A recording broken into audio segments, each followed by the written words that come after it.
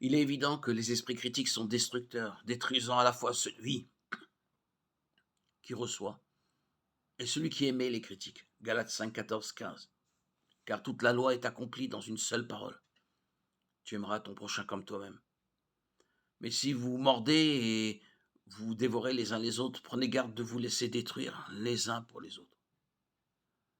La Bible s'élève contre ce genre de jugement critique. Dans Matthieu 7, 12, Jésus dit de ne pas discerner ou d'ignorer la nature déchue du monde. Il ne dit pas non plus que nous ne devons jamais, en aucune circonstance, critiquer qui que ce soit. En fait, la Bible nous dit que nous devons juger correctement. Ne jugez pas selon les apparences, mais jugez avec droiture. Jean 7, 24.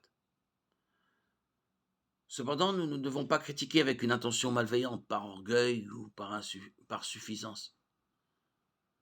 Nous ne pouvons pas supposer que nous sommes impartiaux ou que nous pouvons imposer nos normes aux autres.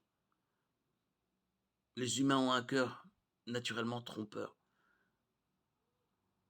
Jérémie 17, 9. Le cœur est trompeur au-dessus de toutes les choses et désespérant malade. Qui peut le comprendre?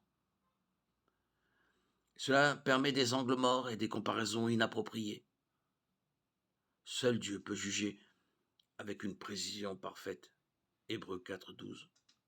1 Samuel 16, 7, 1 Chronique 28, 9, Ésaïe 11, 4, Apocalypse 19, 11. Et notre discernement n'est valable que s'il est éclairé par une nature renouvelée en Christ. 2 Corinthiens 2, 14, 16, Jean 16, 13. Ce n'est que lorsque nous sommes soumis à Christ et honnêtes avec nous-mêmes que notre jugement servira à édifier plutôt qu'à détruire.